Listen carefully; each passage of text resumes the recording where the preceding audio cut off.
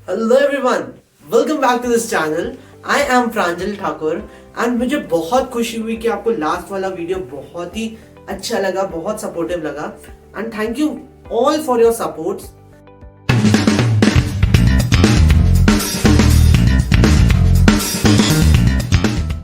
आज हम लोग लास्ट वीडियो को कंटिन्यू करेंगे और आज हम लोग पढ़ने वाले हैं एग्जीक्यूटिव मतलब एडमिनिस्ट्रेटिव बॉडी के बारे में। हमने जैसे लास्ट वीडियो में देखा था, लॉ किसी प्रॉब्लम की वजह से अराइज होता है, मतलब लॉ को बनाया इसलिए जाता है क्योंकि कोई प्रॉब्लम होता है, उसके सॉल्यूशन के लिए लॉ बनाई जाती है।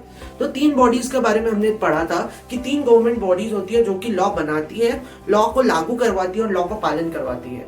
हमने लेजिस्लेटिव बॉडी को देख लिया था, हमने लेजिस्लेटिव बॉडी के दोनों पार्ट को देखा था, central as well as state level. So आज हम लोग एडमिनिस्ट्रेटिव बॉडी को अच्छे से देखने वाले हैं, जिसको हम लोग एग्जीक्यूटिव बॉडी भी बोलते हैं। उसमें क्या है, लॉ लागू कराने वाली पार्टी है बंदा, ये जो अथॉरिटी है जो लॉ लागू कराती है। तो these in the executive level there are ministries जो कि बहुत सारे डिविजन्स में डिवाइडेड है। जैसे हमारे कॉलेज में अलग अलग फैकल्टीज अलग अलग डिपार्टमेंट के रहते हैं, जैसे कॉमर्स डिपार्टमेंट अलग है, आर्ट्स डिपार्टमेंट अलग है, ज्योग्राफी डिपार्टमेंट अलग है, जस्ट लाइक दैट। तो लॉ बनाने के बाद ना कई सारे प्रोफेशनल्स के ग्रुप मिलके एक एक मिनिस्ट्रीज बनाती है।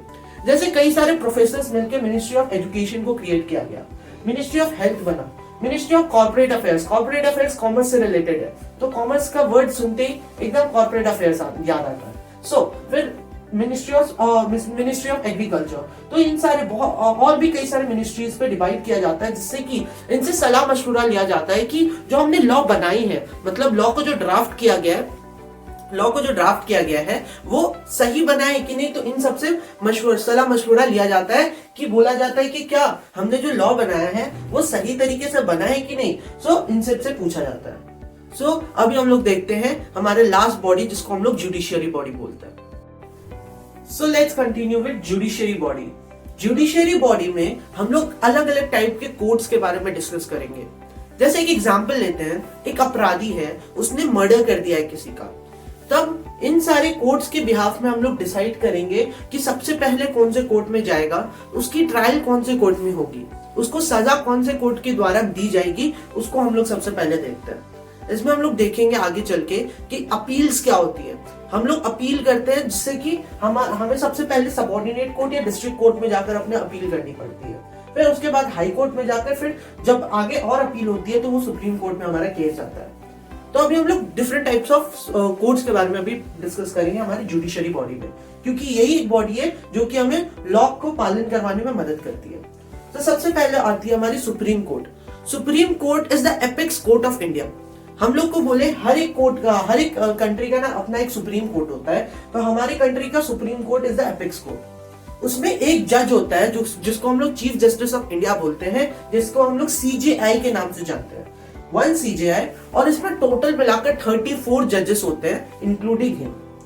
हमारे पास सेकेंड लेवल पे आता है high court. High court is on the state as well as union territory level. इसमें चीफ जस्टिस ऑफ स्टेट या हाई कोर्ट होता है, चीफ जस्टिस ऑफ स्टेट और हाई कोर्ट जो एक बंदा होता है, जिसको हम लोग सीजे मतलब इसमें चीफ जस्टिस ऑफ स्टेट बोलते हैं। फिर हमारे नेक्स्ट लेवल आता है डिस्ट्रिक्ट कोर्ट। डिस्ट्रिक्ट कोर्ट, हर एक डिस्ट्रिक्ट में अलग अलग कोर्ट्स रहते हैं। जैसे रांची में एक अलग है, दिल्ली का अलग डिस्ट्रिक्ट कोर्ट होगा, वो अलग रहता है, प्रयागराज का अलग डिस्ट्रिक्ट कोर्ट होगा, जस्ट लाइक दैट। और सबऑर्डिनेट कोर्ट, हम इन दोनों कोर्ट्स को ना आगे चल के वीडियो में जस्ट अभी थोड़ी देर बाद हम लोग इन दोनों को अच्छे से डिस्कस करेंगे, क्योंकि ये थोड़ा सा डीप में कॉन्सेप्ट, इसको समझना पड़ेगा।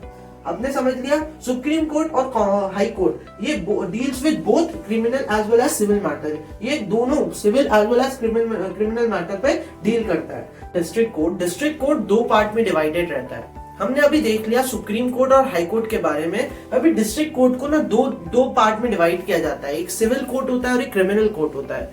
सिविल कोर्ट को हम लोग as we all know civil matter के केसेस है तो सिविल कोर्ट ही कहा जाता है, बट क्रिमिनल कोर्ट को हम लोग सेशन कोर्ट कहते हैं। सिविल कोर्ट में एक डिस्ट्रिक्ट जज होता है, जो हेड होता है सिविल कोर्ट का इज अ डिस्ट्रिक्ट जज, और उसके नीचे असिस्टेंट डिस्ट्रिक्ट जज होता है।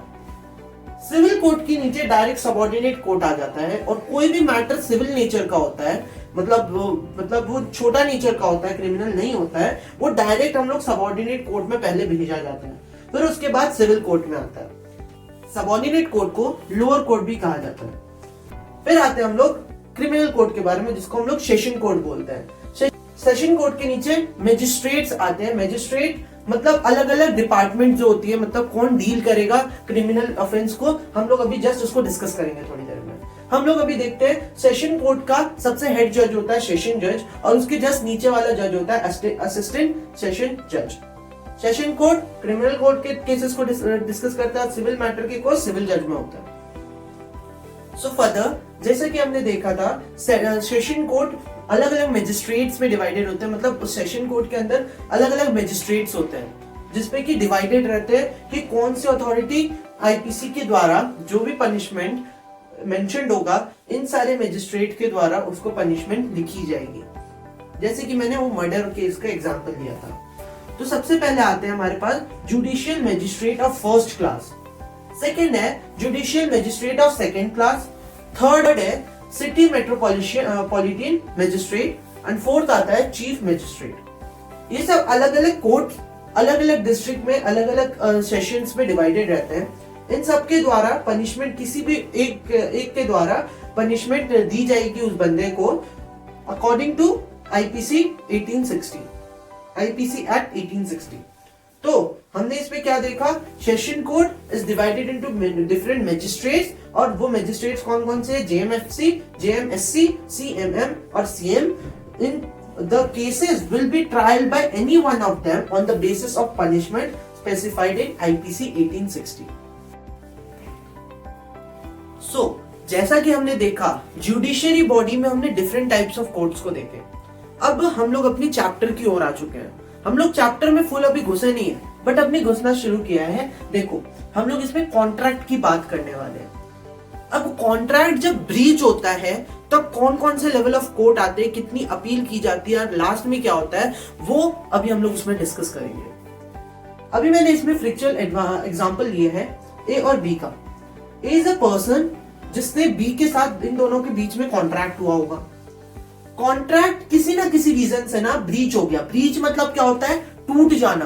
किसी भी कॉन्ट्रैक्ट का टूट जाना उसको ब्रीच ऑफ कॉन्ट्रैक्ट या ब्रीच ऑफ ट्रस्ट भी बोलते हैं। ब्रीचिंग पार्टी फिर कौन होगी, हमारी ए इज द ब्रीचिंग पार्टी। अब देखना, बी हमारा अग्रीव पार्टी कहलाएगा अगर बी ए हमारा ब्रीचिंग पार्टी है तो। अब अग्रीव पार्टी जो हमारा बी है वो कौन से कोर्ट में सबसे पहले जाएगा अपने आप को इंसाफ पाने के लिए। अब ये सबऑर्डिनेट कोर्ट के पास सबसे पहले जाएगा। सबऑर्डिनेट कोर्ट हमने देखा था सिविल कोर्ट के अंडर आता है, जो कि डिस्ट्रिक्ट कोर्ट के अंदर आता है, जिसको लोअर कोर्ट भी बोलते हैं। तो सबसे पहले ये जो अग्रीव पार्टी है ये पिटीशन फाइल करेगा सबऑर्डिनेट कोर्ट को। तो पिटिशनर कौन हो गया हमारा, अग्रीव पार्टी हमारा पिटिशनर हो गया। पिटिशनर उसको प्लांट भी बोलते हैं। तो सबऑर्डिनेट कोर्ट से अब जो भी डिसीजन आएगा वो फर्स्ट अपील कहलाएगा। अब इसके द्वारा डिसीजन आया, दोनों पार्टी ने इससे सहमत नहीं थी, तब वो जो पार्टीज है वो अब अपील करती है टू डिस्ट्रिक्ट कोर्ट। अब अपील करने के बाद ना एक लेवल ऊपर जाता है, जिसको हम लोग फर्स्ट अपील बोलते हैं, और जो ऑर्डर और डिसीजन होगा वो डिस्ट्रिक्ट कोर्ट की तरफ जाएगा। अब डिस्ट्रिक्ट कोर्ट खुद से फैसला नहीं लेगा, इसके फैसले को मशवरा करेगा, पूरे केसेस को समझेगा और इसके फैसले को ठीक करके बताएगा।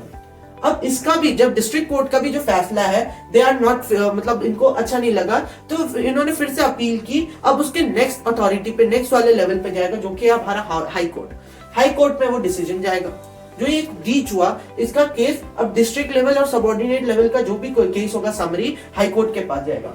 अब हाई कोर्ट जो भी डिसीजन देगा अगर उससे भी सहमत नहीं होता है तो वो दोनों पार्टीज अपील कर सकती है टुवर्ड्स द सुप्रीम कोर्ट। अब वो सुप्रीम कोर्ट के पास जाएगी, अपने पप्पा के पास जाएगी, जिसको हम लोग सुप्रीम कोर्ट, उसको एपेक्स कोर्ट भी बोलते हैं। तो एपेक्स कोर्ट के द्वारा जो भी डिसीजन दिया जाएगा वो फाइनल डिसीजन होगा और वो दोनों पार्टीज को बाइंड करता हुआ रहेगा। तो अभी हमने समझा क्या, जो अग्रीव पार्टी है सबसे पहले सबऑर्डिनेट कोर्ट में जाकर ही अपने पिटीशन फाइल करेगा।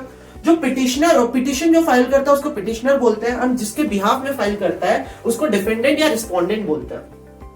तो अभी देखा, सबसे पहले सबऑर्डिनेट कोर्ट में जाएगा केस, फिर सेकंड डिस्ट्रिक्ट कोर्ट में जाएगा, जैसा कि हमने इधर देखा। डिस्ट्रिक्ट कोर्ट से भी सहमत नहीं तो हाई कोर्ट, हाई कोर्ट के बाद सबसे लास्ट अपील, उससे भी सहमत नहीं हुए तो सुप्रीम कोर्ट, और सुप्रीम कोर्ट जो डिसीजन ले लेगा वो फाइनल होगा और बाइंड करेगा पूरे केसेस को, पूरे पार्टी, दोनों पार्टीज को। सो आज के वीडियो में हमने बहुत सारी चीजों को समझा है। आप उसको डिटेल में एक बार लास्ट वीडियो और आज के वीडियो दोनों को एक साथ देखना, जिससे कि आपको एक टू सम एक्सटेंट एक इनसाइट बने रहे कि आपको चैप्टर में पढ़ना क्या है। कल से हम लोग इंडियन कॉन्ट्रैक्ट एक्ट 1872 को शुरू करने वाले हैं। कल से हमारी प्रॉपर रेगुलर क्लासेस चलेंगी। आई होप आपको आज की वीडियो भी बहुत इंफॉर्मेटिव लगी होगी। So thank you so much for all your love and support and all the very best for your future.